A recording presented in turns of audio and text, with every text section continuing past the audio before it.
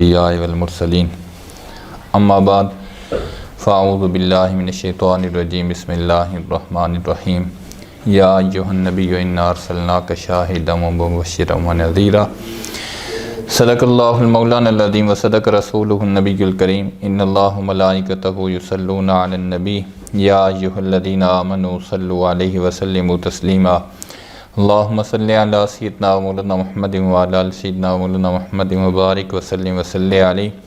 الصلاۃ والسلام علیک یا سیدی یا رسول اللہ وعلی آلک واصحابک یا حبیب اللہ الصلاۃ والسلام علیک یا رحمۃ للعالمین وعلی آلک واصحابک یا شفیع المذنبین مولا صلی وسلم دائما ابدا علی حبیبک خیر الخلق کلہم رب اشرح لی صدری ویسر لی امری واحلل عقدۃ من لسانی یفقہوا قولی رب زدنی علما رب زدنی علما رب زدنی علما رب یسر ولا تعسر وتمم بالخیر وبک نستعین اللہم ایدنی بروح القدس۔ برادران اسلام، حضور سید عالم صلی اللہ علیہ وآلہ وسلم کے عظیم معجزات میں سے ایک رفیع الشان معجزہ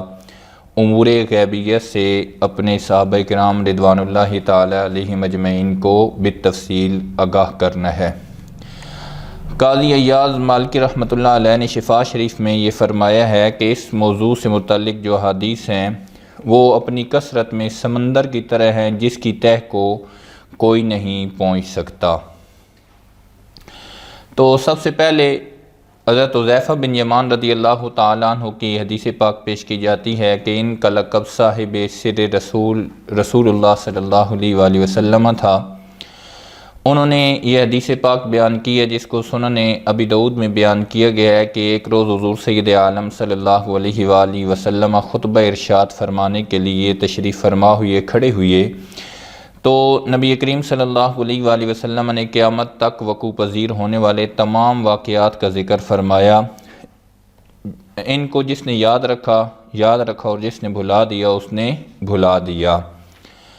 اور حضرت ابو ذر رضی اللہ تعالیٰ عنہ فرمایا کرتے تھے کہ حضور نے اس دنیا سے رحلت کرنے سے پہلے ہر اس پرندے کے بارے میں ہمیں بتایا جو فضا میں اپنے پروں کو حرکت دیتا ہے۔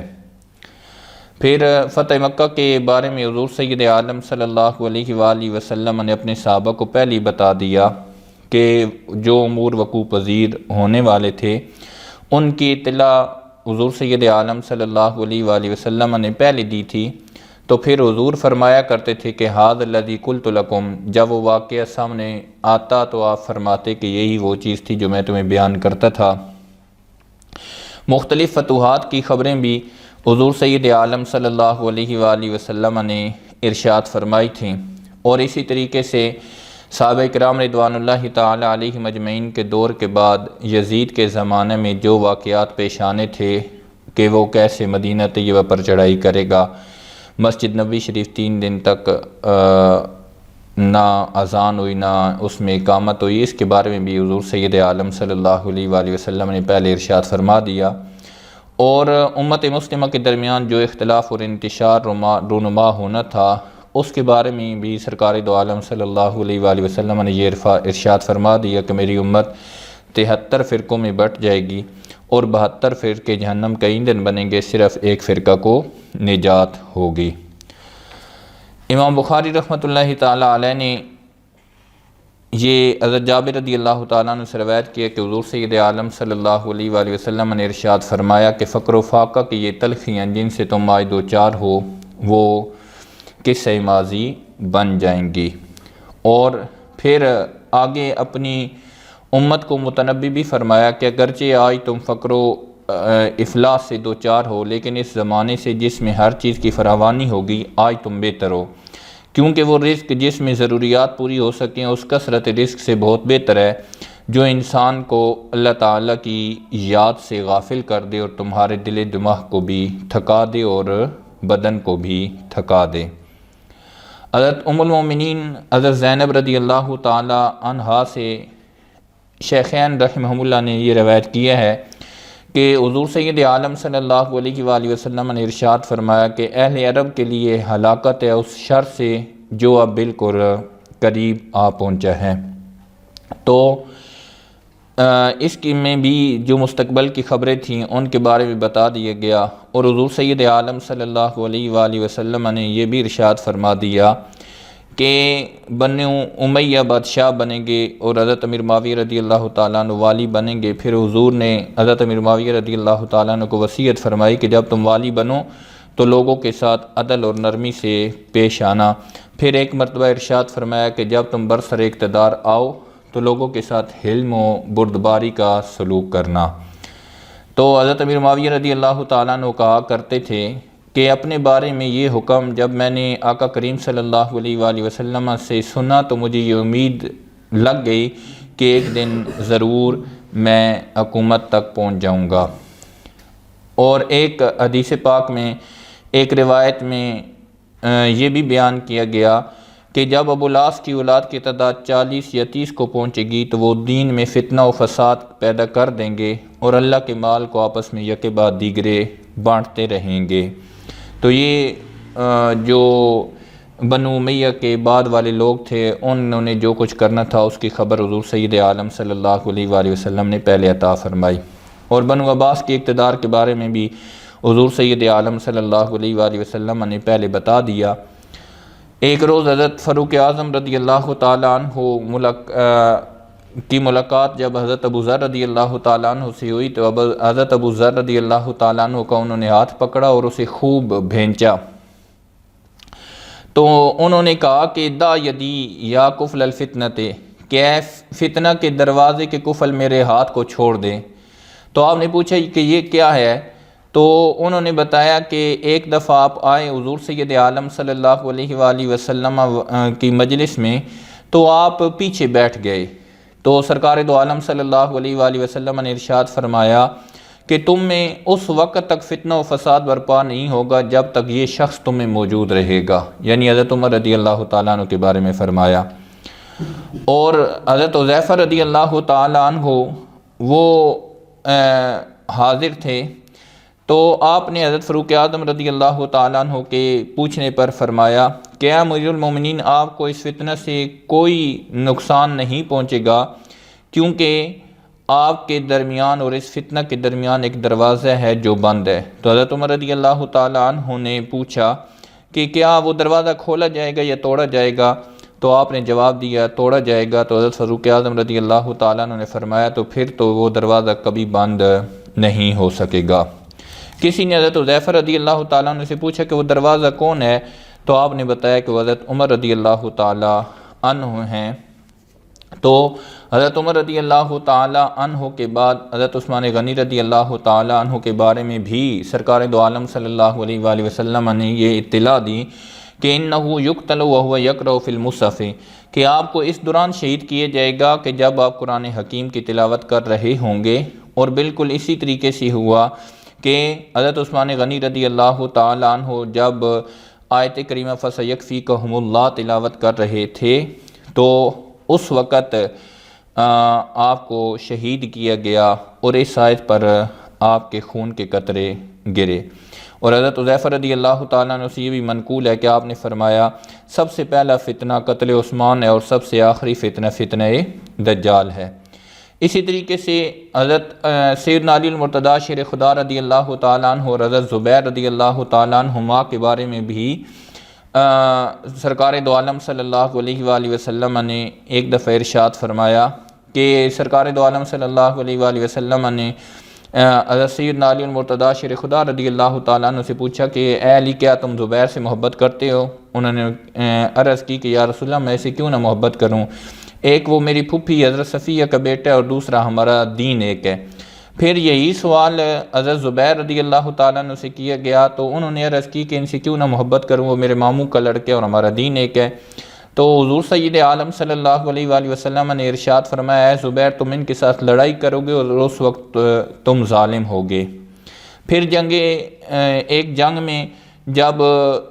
حضرت زبیر رضی اللہ تعالیٰ عنہ حضرت سیدنا علی المرتضیٰ رضی اللہ تعالیٰ عنہ کے مقابلے میں آئے تو حضرت سیدنا علی المرتضیٰ رضی اللہ تعالیٰ عنہ نے ان سے پوچھا اے زبیر اللہ کا واسطہ دے کر میں تم سے پوچھتا ہوں کہ حضور کا یہ فرمان تم نے سنا تھا کہ تو علی کے ساتھ جنگ کرے گا دراں لکھے کہ تو ظالم ہوگا؟ تو انہوں نے کہا کہ میں تو بالکل بھول گیا تھا، آج آپ نے مجھے یاد دلا دیا، بخدا میں آپ سے ہرگز جنگ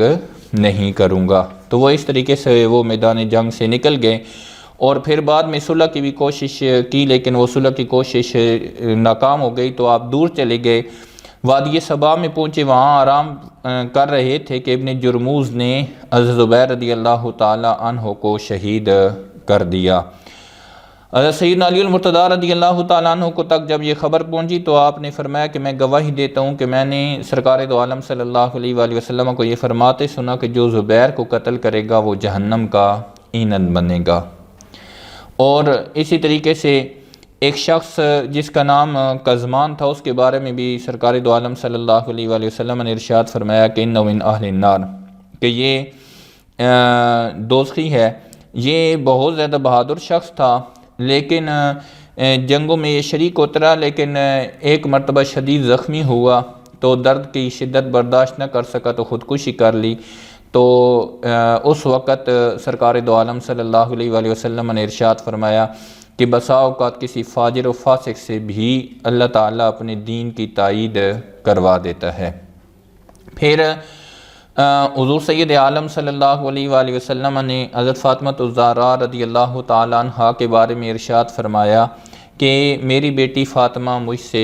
سب سے پہلے آ کے ملی گی، تو حضرت فاطمہ الزہراء رضی اللہ تعالیٰ عنہا کا وصال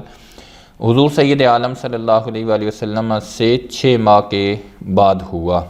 اس طریقے سے حضور سید عالم صلی اللہ علیہ وآلہ وسلم نے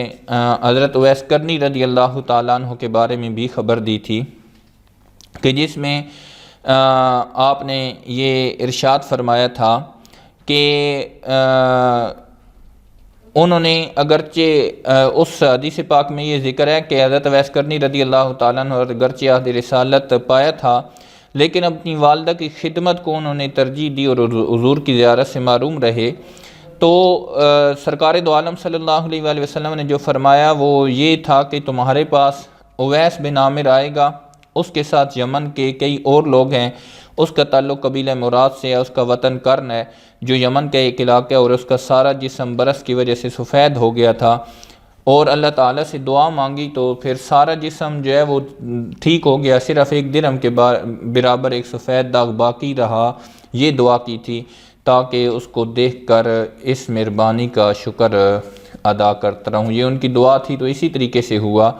تو سرکار دو عالم صلی اللہ علیہ وآلہ وسلم نے یہ ارشاد فرمایا، ان کا حلیہ بھی بیان فرمایا تھا، اور یہ بھی کہ ان سے دعا کرائی جائے۔ پھر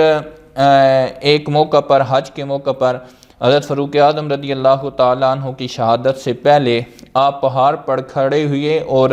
جو یمن کے لوگ تھے ان کو یہ فرمایا کہ کیا تم میں اویس نامی کوئی شخص ہے؟ تو ایک آدمی کھڑا ہوا، اس نے کہا کہ ہمارا ایک بھائی ہے لیکن وہ بالکل گمنام زندگی گزارتے ہیں، وہ فلاں مقام پر ہمارے اونٹوں کو چرا رہے ہیں۔ تو یہ دونوں حضرات وہاں پہ تشریف لے گئے، جب ان سے جا کر مختلف سوالات کیے تو نام پوچھا تو انہوں نے کہا کہ میرا نام عبداللہ ہے۔ تو پھر انہوں نے فرمایا کہ سارے ہی اللہ کے بندے ہیں، ہم نے وہ نام پوچھا جو آپ کی ماں نے رکھا۔ تو انہوں نے پھر بعد میں پوچھا کہ آپ مجھ سے چاہتے کیا ہیں؟ تو انہوں نے حضور سید عالم صلی اللہ علیہ وآلہ وسلم نے جو کچھ فرمایا تھا اس سے آگاہ کیا۔ پھر انہیں کہا کہ آپ ذرا اپنے کپڑے کو تو ہٹائیں کندھے سے، تو وہاں پر وہ سفید نشان موجود تھا۔ تو پھر ان حضرات نے ان کو یہ کہا کہ آپ دعا کریں، تو انہوں نے دعا کی اور پھر وہ بعد میں کہیں پر بھی نظر نہ آئے۔ تو یہ بھی پہلے سرکار دو عالم صلی اللہ علیہ وآلہ وسلم نے بیان فرما دیا تھا۔ اور پھر حضور سید عالم صلی اللہ علیہ وآلہ وسلم سے حضرت ابو ہریرہ رضی اللہ تعالی عنہ نے یہ بھی روایت کی ہے کہ میری امت کی ہلاکت جو ہے وہ قریش کے نااہل لڑکوں کے ہاتھ پر ہوگی۔ تو حضرت ابو ہریرہ رضی اللہ تعالی عنہ یہ دعا مانگا کرتے تھے کہ 60ویں سال یا اللہ 60ویں سال اور نااہل بچوں کی حکمرانی سے تیری پناہ مانگتا ہوں، تو اس وجہ سے حضرت ابو ہریرہ رضی اللہ تعالی عنہ کا وصال پہلے ہی ہو گیا۔ پھر حضور سید عالم صلی اللہ علیہ وآلہ وسلم نے انصار کے بارے میں یہ فرمایا کہ ان کی تعداد قلیل ہوتی جائے گی، تو تم میں سے جو کوئی بھی والی بنے تو وہ ان کے ساتھ اچھا سلوک کرے۔ اور حضور سید عالم صلی اللہ علیہ وآلہ وسلم نے خوارج کے بارے میں بھی اپنی امت کو خبردار کر دیا تھا، اور حضور سید عالم صلی اللہ علیہ وآلہ وسلم نے ان کی نشانی یہ بتائی تھی کہ وہ سروں کے بالوں کا حلق کرانا یعنی منڈانا، یہ ان کی ایک نشانی ہے۔ ویسے مسلمان صرف حج ادا کرنے کے بعد سر منڈایا کرتے تھے۔ اور پھر حضور سید عالم صلی اللہ علیہ وآلہ وسلم نے بڑے بڑے شہروں کو آباد کرنے کی بھی خبریں عطا فرمائیں۔ اسی طریقے سے ہجرت کے موقع پر حضرت سراقہ ان کو بھی کسرا کے کنگن جو تھے اس کی خبر آپ نے ارشاد فرمائی تھی۔ پھر حضرت فاروق اعظم رضی اللہ تعالی عنہ نے جب فتح کیا ایران کو تو پھر کسرا کے کنگن منگوائے گئے، تو حضرت فاروق اعظم رضی اللہ تعالیٰ نے فرمایا البسک اللہ و رسولہ، کہ یہ پہن لو، تمہیں اللہ تعالیٰ اور اس کے رسول نے یہ پہنائے ہیں۔ اور پھر حضور سید عالم صلی اللہ علیہ وآلہ وسلم نے مزید بھی کچھ آگے اور بھی خبریں جو ہیں وہ ارشاد فرمائیں کہ جب سوشل بائیکاٹ کیا گیا اور حضور سید عالم صلی اللہ علیہ وآلہ وسلم شعب ابی طالب میں تقریباً 3 سال تک وہاں پر رہے، تو 3 سال کے بعد سرکار دو عالم صلی اللہ علیہ وآلہ وسلم نے اپنے چچا کو یہ فرمایا کہ اللہ تعالیٰ نے اس معاہدہ پر جو اہل مکہ نے آپس میں کیا تھا سوشل بائیکاٹ کا، اس پر دیمک کو مسلط کر دیا، اور اللہ تعالیٰ کے نام کے علاوہ تمام تحریر کو اس دیمک نے چاٹ کر فنا کر دیا ہے۔ جب قریش کو پتہ چلا تو انہوں نے کہا کہ وہ تو ہم نے بہت سے پردوں میں رکھا ہوا ہے، اس کو کیسے دیمک چاٹ سکتی ہے؟ لیکن جب کھولا گیا تو وہی بات تھی جو سرکار دو عالم صلی اللہ علیہ وآلہ وسلم نے ارشاد فرمائی تھی۔ اور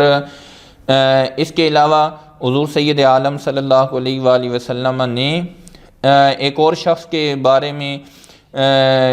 آپ کو جب آگاہ کیا گیا کہ وہ انتقال کر گیا، تو حضور سید عالم صلی اللہ علیہ وآلہ وسلم نے اس کی نماز جنازہ نہ پڑھی، بلکہ فرمایا کہ تم اس کی نماز جنازہ پڑھو۔ جب لوگوں نے وجہ پوچھی تو پھر سرکار دو عالم صلی اللہ علیہ وآلہ وسلم نے ارشاد فرمایا کہ اس نے مال غنیمت میں خیانت کی ہے۔ اس کے سامان کی تلاشی لی گئی تو چند کانچ کے منکے اس میں سے نکلے۔ اور ایک بار 2 دوست عمیر اور صفوان یہ دونوں بیٹھے ہوئے تھے۔ صفوان کا بیٹا وہ جنگ میں اسیر بن کے آیا تھا، تو پھر یہ آپس میں بیٹھے ہوئے تھے، تو انہوں نے آپس میں پروگرام بنایا کہ صفوان نے کہا کہ میں حضور سید عالم صلی اللہ علیہ وآلہ وسلم کو نعوذ باللہ شہید کرنا چاہتا ہوں۔ تو اس عمیر نے یہ کہا کہ ٹھیک ہے کہ تم یہ کام کرو تو میں تمہارے سارے خاندان کا جو خرچ ہے وہ اپنے اوپر لوں گا۔ تو چند روز بعد صفوان جو ہے وہ یہ عمیر جو تھا اس کے بارے میں صفوان نے کہا تھا، تو عمیر جب مدینہ طیبہ پہنچا تو حضرت فاروق اعظم رضی اللہ تعالیٰ عنہ پہلے اس کو جانتے تھے، تو گردن دبوچ لی اور پکڑ لیا، پھر حضور سید عالم صلی اللہ علیہ وآلہ وسلم کی خدمت میں پیش کیا، تو حضور سید عالم صلی اللہ علیہ وآلہ وسلم نے فرمایا عمر اسے چھوڑ دو، اسے میرے پاس لے آؤ۔ تو انہوں نے چھوڑ دیا۔ حضور سید عالم صلی اللہ علیہ وآلہ وسلم نے بڑی محبت سے برتاؤ کیا اور فرمایا کہ عمیر کیسے آئے؟ تو آگے سے جو جواب دیا گیا کہ میں تو ویسے اپنے بچے کی خیریت دریافت کرنے کے لیے آیا ہوں، تو حضور سید عالم صلی اللہ علیہ وآلہ وسلم نے فرمایا عمیر تمہیں یاد ہے فلاں روز فلاں جگہ تو اور تیرا یار صفوان ایک جگہ بیٹھ ہوئے مجھے شہید کرنے کی سازش کر رہے تھے؟ تو جب یہ بات سنی تو آپ یہ جب گفتگو سن لی تو اس نے کہا کہ یہ آپ ہماری گفتگو یہاں تک جب سن رہے ہیں تو میں سچے دل سے گواہی دیتا ہوں کہ آپ اللہ کے رسول ہیں۔ تو یہ بھی ایک خبر تھی جو حضور سید عالم صلی اللہ علیہ وآلہ وسلم نے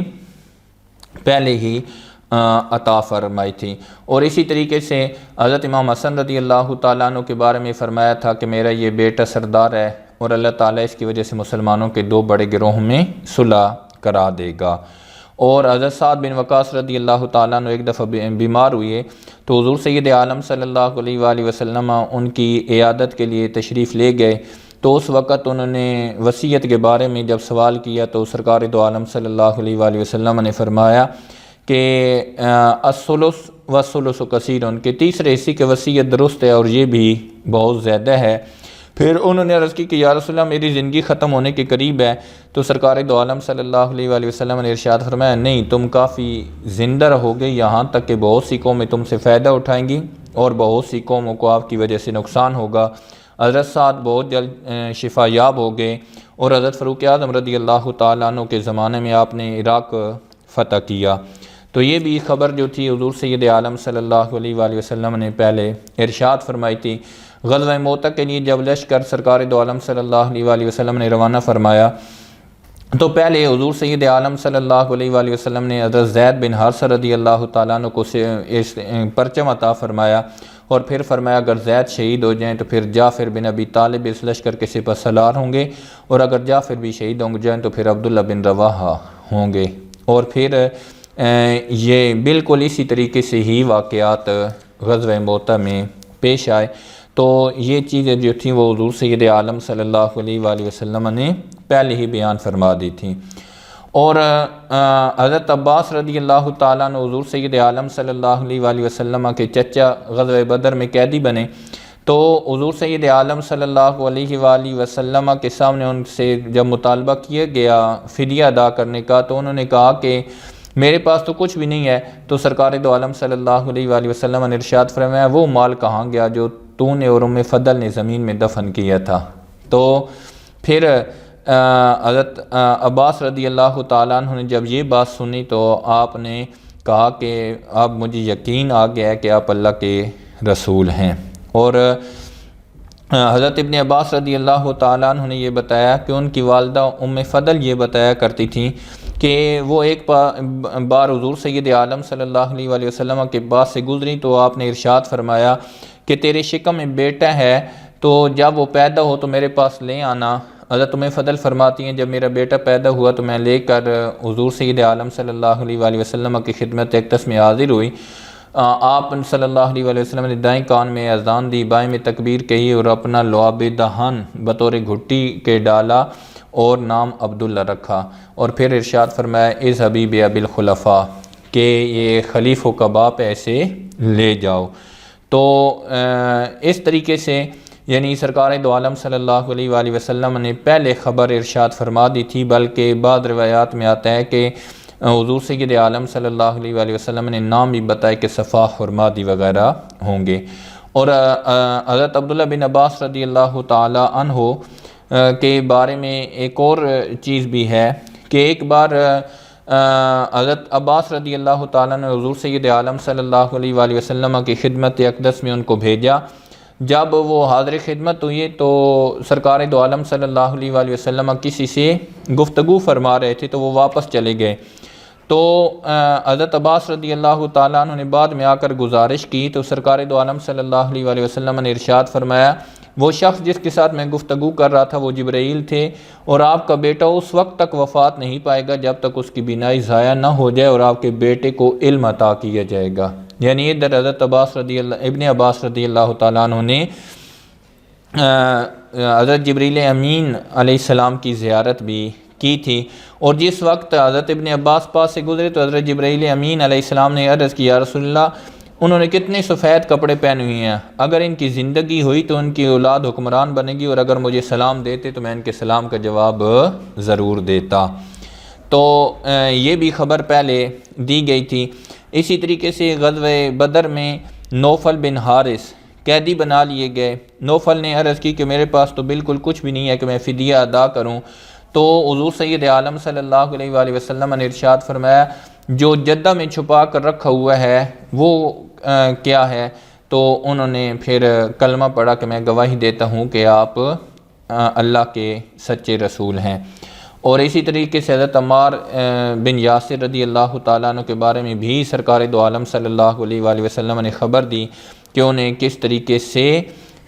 شہید کیا جائے گا، اور یہ بھی خبر دی تھی کہ ان کی آخری غذا دودھ ہوگی، اور واقعی ان کی جو آخری غذا بنی تھی شہادت سے پہلے وہ دودھ ہی تھی۔ اور حضرت ابو الدرداء رضی اللہ تعالیٰ عنہ روایت کرتے ہیں کہ میں نے سرکار دو عالم صلی اللہ علیہ وآلہ وسلم کی خدمت اقدس میں عرض کی کہ مجھے اطلاع ملی ہے کہ آپ صلی اللہ علیہ وآلہ وسلم نے یہ ارشاد فرمایا ہے کہ کچھ لوگ ایمان لانے کے بعد پھر مرتد ہو جائیں گے، تو حضور سید عالم صلی اللہ علیہ وآلہ وسلم نے ارشاد فرمایا بے شک تو ان میں سے نہیں ہے۔ اور اسی طریقے سے حضرت ثابت بن قیس رضی اللہ تعالیٰ عنہ، وہ جب یہ آیت کریمہ نازل ہوئی کہ لا ترفعوا اصواتکم فوق صوت النبی، تو وہ گھر میں بند ہو گئے، ان کی آواز اونچی تھی، اور وہ 3 دن تک گھر میں بند رہے، روتے رہتے تھے، نماز بھی گھر میں ادا کرتے۔ تو حضور سید عالم صلی اللہ علیہ وآلہ وسلم نے ان کے بارے میں پوچھا تو سارا ماجرا عرض کیا گیا، تو پھر انہیں بلوایا گیا، اور حضور سید عالم صلی اللہ علیہ وآلہ وسلم نے ارشاد فرمایا کیا تم اس بات کو پسند نہیں کرتے کہ تم عزت و آبرو سے زندگی بسر کرو، تمہیں شہادت کا شرف بخشا جائے، اور تم قیامت کے دن جنت میں داخل ہو جاؤ۔ تو وہ جتنا عرصہ رہے عزت و تکریم کے ساتھ رہے، اور پھر مسلمہ کذاب کے لشکر سے جہاد کرتے ہوئے انہوں نے جام شہادت نوش کیا۔ اور اسی طریقے سے حضرت زید بن ارقم ایک دفعہ بیمار ہو گئے، حضور سید عالم صلی اللہ علیہ وآلہ وسلم ان کی بیمار پرسی کے لیے تشریف لے گئے، تو سرکار دو عالم صلی اللہ علیہ وآلہ وسلم نے ان کو مایوس دیکھ کر فرمایا کہ اس بیماری سے تم صحت یاب ہو جاؤ گے، لیکن یہ بتاؤ کہ میرے بعد اگر تم زندہ رہے اور تمہاری بینائی جاتی رہے گی تو تمہارا رویہ کیا ہوگا؟ تو انہوں نے عرض کی کہ اس وقت میں صبر کا دامن مضبوطی سے پکڑوں گا۔ تو سرکار دو عالم صلی اللہ علیہ وآلہ وسلم نے ارشاد فرمایا پھر تمہیں حساب لیے بغیر جنت میں داخل کر دیا جائے گا، اور ان کے ساتھ پھر اسی طریقے سے ہوا کہ وہ ان کی بینائی چلی گئی۔ اور جس وقت حضرت معاذ بن جبل رضی اللہ تعالیٰ عنہ کو یمن بھیجا گیا تو حضور سید عالم صلی اللہ علیہ وآلہ وسلم نے ارشاد فرمایا کہ اب شاید تیری میری ملاقات نہ ہوگی، جب تم واپس آؤ گے تو تمہارا گزر میری مسجد شریف کے پاس اور میرے مزار پر انوار کے پاس سے ہوگا۔ اور اسی طریقے سے حضرت براء بن عازب رضی اللہ تعالیٰ عنہ یہ بھی مقرب لوگوں میں سے تھے، اور ان کو ان کے بارے میں سرکار دو عالم صلی اللہ علیہ وآلہ وسلم نے فرمایا تھا کہ یہ وہ لوگ ہیں کہ اگر اللہ تعالیٰ کو قسم دے تو اللہ تعالیٰ ان کی قسم کو پورا کرتا ہے۔ پھر ایک جنگ میں جہاں پر مسلمانوں پر دوسرے لشکر نے حملہ کر دیا اور وہ گھر گئے، تو لوگوں نے ان کو کہا کہ آپ اللہ تعالیٰ کی بارگاہ میں عرض کریں، تو انہوں نے دعا مانگی، تو پھر دشمنوں نے میدان جنگ سے رخ پھیر لیا، پھر انہوں نے پلٹ کر حملہ کیا، پھر عرض کی گئی تو انہوں نے دعا مانگی کہ اللہ تعالیٰ کی بارگاہ میں کہ ان دشمنان اسلام کو یہاں سے پسپا کر اور مجھے اپنے نبی کریم صلی اللہ علیہ وآلہ وسلم کے ساتھ ملا دے۔ تو پھر اس لشکر کو شکست ہوئی، مسلمانوں نے شکست دی، لیکن حضرت براء رضی اللہ تعالیٰ عنہ نعمت شہادت سے سرفراز ہوئے۔ تو ان کے بارے میں بھی سرکار دو عالم صلی اللہ علیہ وآلہ وسلم نے پہلے خبر عطا فرما دی تھی، اور کچھ ایسی خبریں ہیں جو پہلے بیان ہو چکی ہیں، جیسے عمر بن سالم الخزائی کا واقعہ پچھلی دفعہ بیان ہوا تھا، اور اسی طریقے سے اکرمہ بن ابی جہل ان کا واقعہ بھی بیان ہوا تھا۔ اور پھر فتح مکہ کے موقع پر جو ہے وہ بھی کچھ ایسی چیزیں تھیں جن کے بارے میں سرکار دو عالم صلی اللہ علیہ وآلہ وسلم نے پہلے بیان فرما دیا تھا، اور پھر وہ چیزیں سامنے آئی تھیں۔ تو یہاں پر جو غیب کی خبریں ہیں ان میں بہت ساری وہ چیزیں ہیں کہ جن کو میں تھوڑا سا مختصر کر رہا ہوں۔ کچھ جو آئندہ کے فتنے تھے ان کے بارے میں سرکار دو عالم صلی اللہ علیہ وآلہ وسلم نے خبر دی تھی۔ حضرت سیدنا علی المرتضیٰ شیر خدا رضی اللہ تعالیٰ عنہ سے یہ روایت کی گئی ہے کہ سید عالم صلی اللہ علیہ وآلہ وسلم نے ارشاد فرمایا اے علی تیری نسل عیسیٰ علیہ السلام کے ساتھ 2 وجہ سے مشابہت ہے۔ یہود نے آپ سے بغض کیا اور اس بغض میں اتنا غلو کیا کہ حضرت مریم علیہ السلام پر تہمتیں لگائیں اور عیسائیوں نے حضرت عیسیٰ علیہ السلام کے ساتھ محبت کی اور انہوں نے الوہیت کے مقام پر پہنچا دیا، تو پھر حضرت سیدنا علی المرتضیٰ رضی اللہ تعالیٰ عنہ یہ فرمایا کرتے تھے کہ دو فرقے جو ہیں وہ میری وجہ سے گمراہ ہوں گے، ایک محب جو کہ مفرط ہوں گے یعنی حد سے زیادہ محبت کریں گے، اور دوسرے وہ جو میرے ساتھ بغض رکھے گا اور بغض کی تمام حدود کو پھلانگ جائے گا۔ اور اسی طریقے سے سرکار دو عالم صلی اللہ علیہ وآلہ وسلم نے جو منکرین سنت ہیں ان کے بارے میں بھی آپ نے یہ خبر دی تھی کہ حضرت ابو رافع سے روایت ہے کہ سرکار دو عالم صلی اللہ علیہ وآلہ وسلم نے ارشاد فرمایا کہ تم میں سے کسی کو اس حالت میں نہ پاؤ،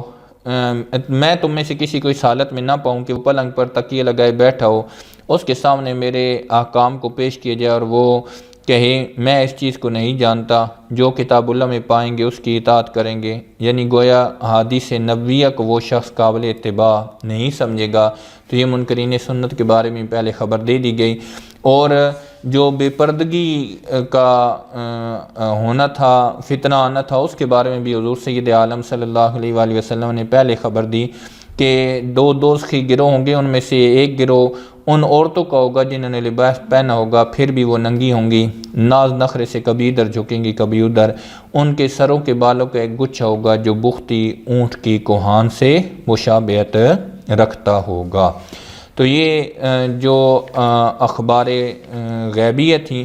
ان کے بارے میں بیان کیا گیا۔ پھر اس کے بعد حضور سید عالم صلی اللہ علیہ وآلہ وسلم پر درود پاک پڑھنا، اس کی فضیلت کو بیان کیا گیا ہے، تو اس میں سے چند جو باتیں ہیں وہ میں آپ کی خدمت میں پیش کروں گا کہ ایک تو ہے کہ ہر محفل اور مجلس میں درود شریف پڑھنے کی ہدایت ہے۔ حضرت ابو ہریرہ رضی اللہ تعالیٰ عنہ سے مروی ہے کہ حضور سید عالم صلی اللہ علیہ وآلہ وسلم نے فرمایا جب لوگ کسی مجلس میں بیٹھتے ہیں اور اس میں نہ اللہ تعالیٰ کا ذکر کرتے ہیں نہ اس کے نبی صلی اللہ علیہ وآلہ وسلم پر درود پڑھتے ہیں تو قیامت کے دن وہ مجلس ان کے لیے وبال ہوگی، چاہے تو اللہ تعالیٰ ان کو عذاب دے اور چاہے تو ان کو بخش دے۔ اس لیے جو بھی مجلس مقرر کی جائے اس میں حضور سید عالم صلی اللہ علیہ وآلہ وسلم پر درود پاک پڑھا جائے۔ اذان کے بعد درود پاک کے بارے میں حضرت عبداللہ بن عمر سے مروی ہے کہ حضور سید عالم صلی اللہ علیہ وآلہ وسلم نے ارشاد فرمایا جب مؤذن کو تم اذان دیتے سنو تو وہی جملے دہراؤ جو وہ کہہ رہا ہے، پھر مجھ پر درود پڑھو کیونکہ جو مجھ پر درود پڑھتا ہے اللہ تعالیٰ اس پر 10 مرتبہ رحمت نازل فرماتا ہے۔ پھر مسجد میں داخل ہوتے وقت اور نکلتے وقت سرکار دو عالم صلی اللہ علیہ وآلہ وسلم پر درود پاک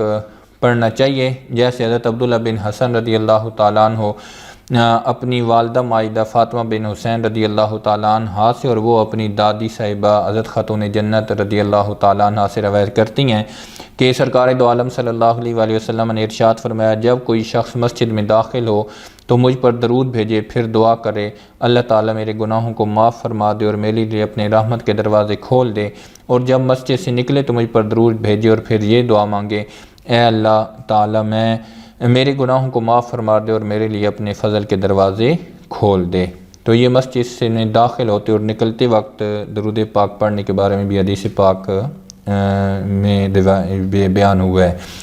اور اسی طریقے سے دعا کرتے وقت بھی سرکار دو عالم صلی اللہ علیہ وآلہ وسلم پر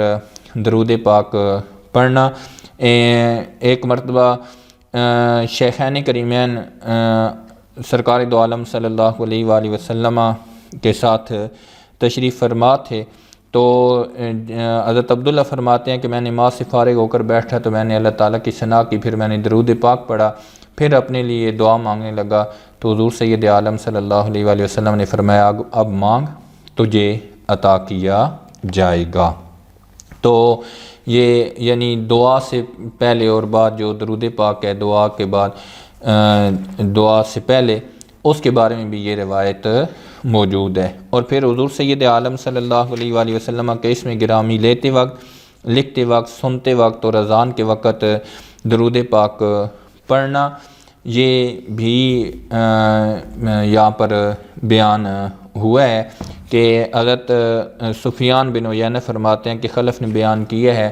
کہ ان کے ایک دوست حدیث کا طالب علم تھا، وہ فوت ہو گیا۔ میں نے اسے خواب میں دیکھا کہ وہ سبز پوشاک پہنے خوش و خرم گھوم رہا ہے۔ میں نے کہا تم تو وہی ہو میرے مکتب میں جو تھے؟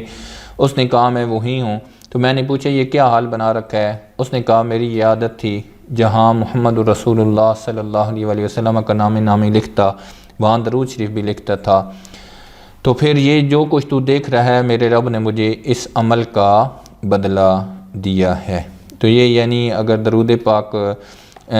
سرکار دو عالم صلی اللہ علیہ وآلہ وسلم کے اسم گرامی کو لکھنے کے وقت ساتھ درود پاک بھی لکھنا چاہیے۔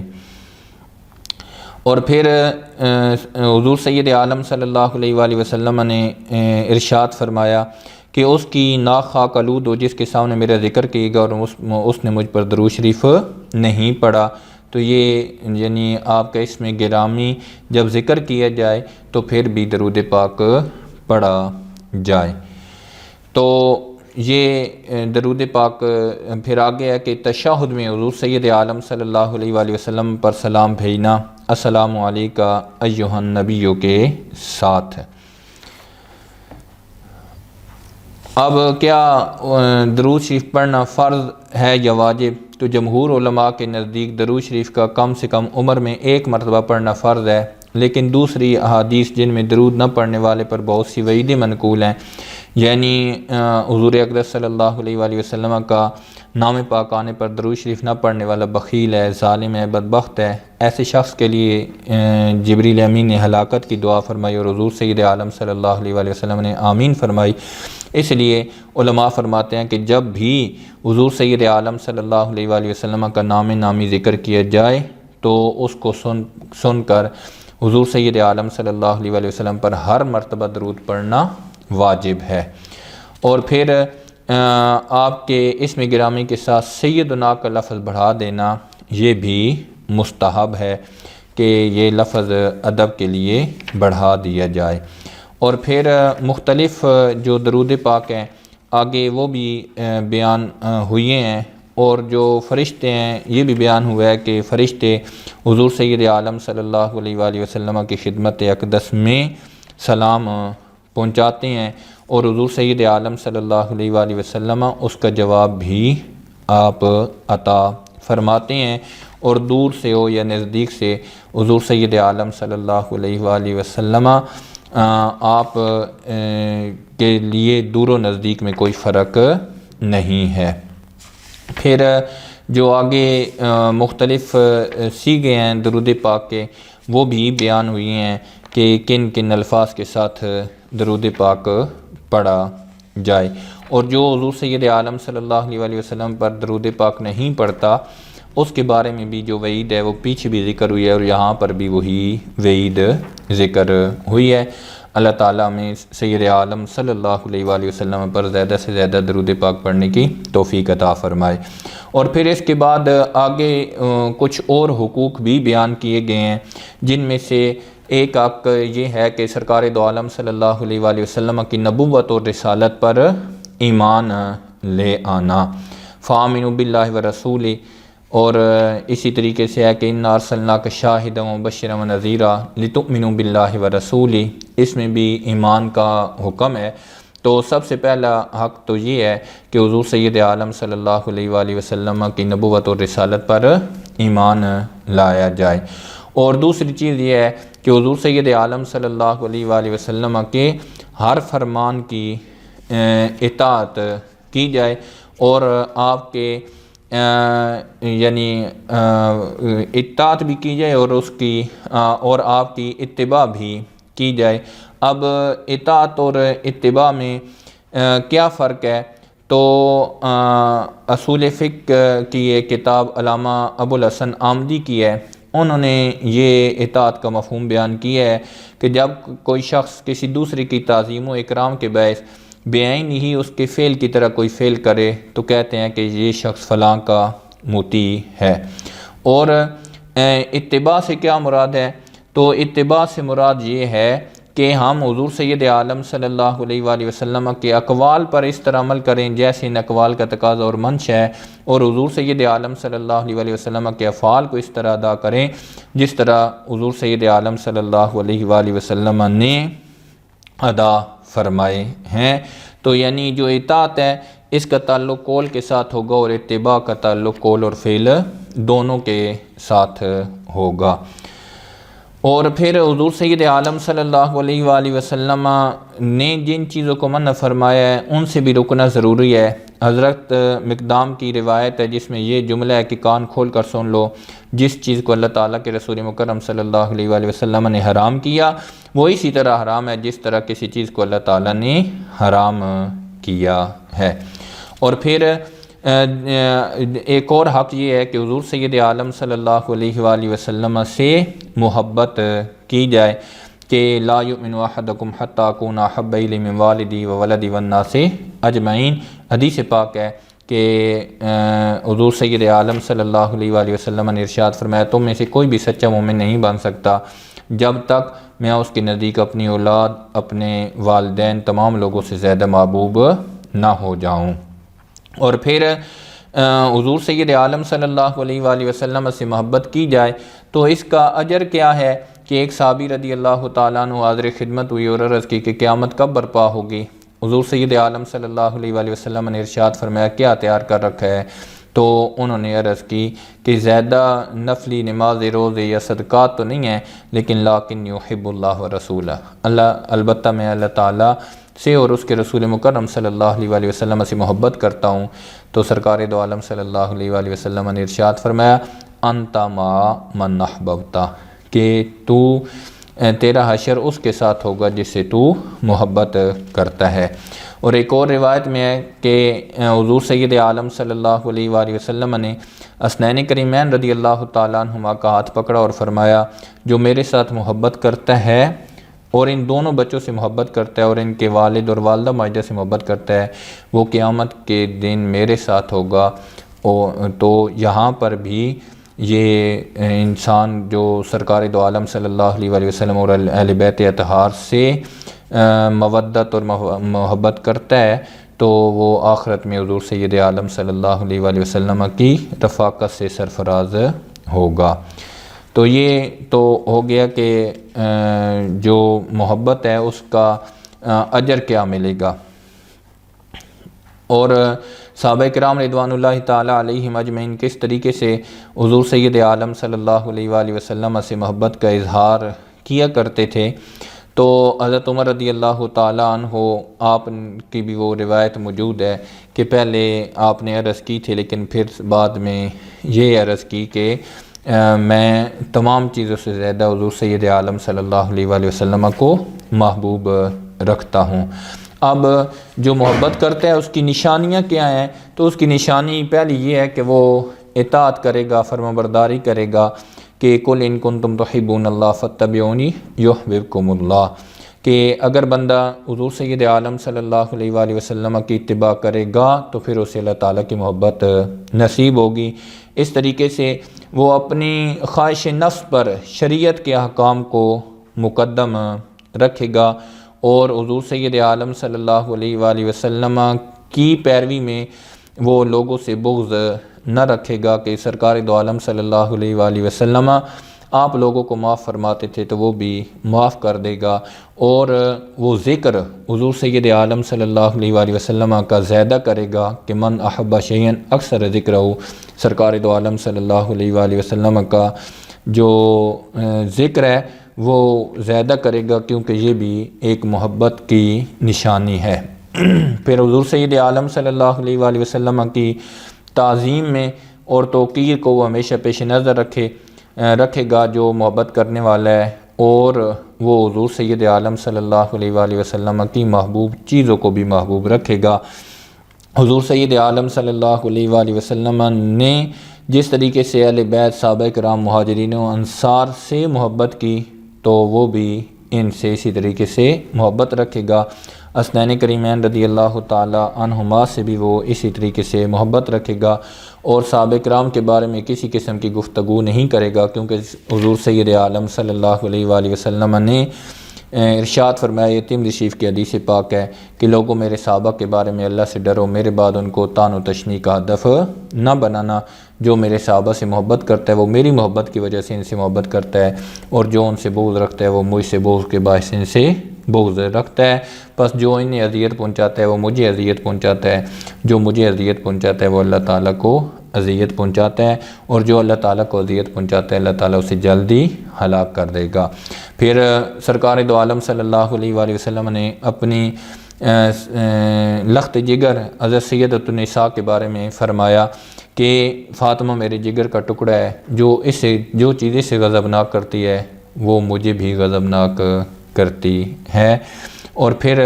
انصار کے بارے میں یہ فرمایا کہ ایمان کی نشانی انصار کی محبت ہے، اور منافقت کی نشانی انصار سے بغض ہے۔ تو اس طریقے سے جو حضور سید عالم صلی اللہ علیہ وآلہ وسلم کو چیزیں محبوب ہیں ان کو وہ بندہ محبوب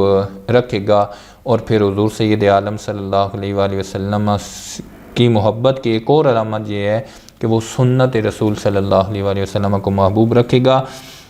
سال بن عبداللہ لکھتے ہیں کہ وہ علامت حب نبی صلی اللہ علیہ وآلہ وسلم حب السنت، کہ سرکار دو عالم صلی اللہ علیہ وآلہ وسلم سے محبت کی علامت یہ ہے کہ سنت سے محبت یہ بھی محبت کی علامت ہے۔ اور پھر محبت کے اسباب ذکر ہوئے ہیں، تو حضرت ضیاء الامت علیہ رحمت نے 3 اسباب ذکر فرمائے ہیں، جمال، کمال اور نوال، کہ خوبصورتی ہو، ہر چیز میں بندہ کامل ہو، اور سخاوت۔ تو خوبصورتی کے بارے میں حضرت حسان بن ثابت رضی اللہ تعالیٰ عنہ نے کیا خوب لکھا کہ واجمل منک لم ترکت تو عینی واحسن منک لم تلد النساء۔ تو اور اسی طریقے سے حضور سید عالم صلی اللہ علیہ وآلہ وسلم ان تینوں خوبیاں اور جو کمالات ہیں وہ بدرجہ عطا حضور سید عالم صلی اللہ علیہ وآلہ وسلم کی ذات اقدس میں موجود ہیں۔ اور پھر جو خیرخواہی ہے اس کو بھی بندہ لازم رکھے، حضور سید عالم صلی اللہ علیہ وآلہ وسلم کی تعظیم اور توقیر اور تکریم کرتا رہے، جیسے کہ صحابہ کرام رضوان اللہ تعالیٰ علیہم اجمعین آپ کی حیات طیبہ میں بھی آپ سے محبت کرتے تھے، آپ کی تعظیم، آپ کا ادب کرتے تھے، اور سرکار دو عالم صلی اللہ علیہ وآلہ وسلم سے اس دنیا سے ظاہری پردہ فرمانے کے بعد بھی اسی طریقے سے ادب اور احترام کیا جاتا تھا۔ ایک دفعہ خلیفہ منصور ابو جعفر مسجد نبوی میں حاضر ہوا، اس کی گفتگو کسی مسئلہ پر حضرت امام مالک سے ہوئی، تو امام مالک نے امیر المومنین کو کہا کہ امیر المومنین اس مسجد میں اپنی آواز مت اونچی کرو، کیونکہ اللہ تعالیٰ نے ارشاد فرمایا لا ترفعوا اصواتکم فوق صوت النبی۔ تو یعنی سرکار دو عالم صلی اللہ علیہ وآلہ وسلم کے ظاہری پردہ فرمانے کے بعد بھی ادب اسی طریقے سے ہی ہے۔ اور پھر جو صحابہ کرام تھے وہ جب حدیث پاک روایت کرتے تھے سلف صالحین، تو وہ بھی اس ادب کو ملحوظ خاطر رکھا کرتے تھے، اور حضور سید عالم صلی اللہ علیہ وآلہ وسلم کی اہل بیت اور آپ کی ذریت طاہرہ اور امہات المومنین کی توقیر و تعظیم یہ بھی حضور سید عالم صلی اللہ علیہ وآلہ وسلم کی محبت اور آپ کے حقوق میں سے ہے کہ بندہ ان ذاتوں کی بھی کسی قسم کے ان کے بارے میں کوئی بری گفتگو نہ کرے، اور اس طریقے سے صحابہ کرام کی تعظیم و توقیر، ان کے ساتھ جو احسان ہے اس کو آدمی لازم پکڑے رکھے، اور ان چیزوں کا بھی احترام کرے جن کو سرکار دو عالم صلی اللہ علیہ وآلہ وسلم سے نسبت حاصل ہے۔ تو یہ مختصر انداز میں جو آج کے موضوعات تھے، ایک غیبی امور پر آگاہی، درود پاک، سرکار دو عالم صلی اللہ علیہ وآلہ وسلم سے محبت، اس کا اجر، اسباب، اس کی علامات، یہ مختصر انداز میں بیان کرنے کی سعادت حاصل کی۔ اللہ تعالیٰ ان تمام جو آپ کے معجزات ہیں، جو آپ کی شانیں ہیں، ان کو سمجھنے اور ان کو دل و جان سے ماننے کی توفیق عطا فرمائے۔ جو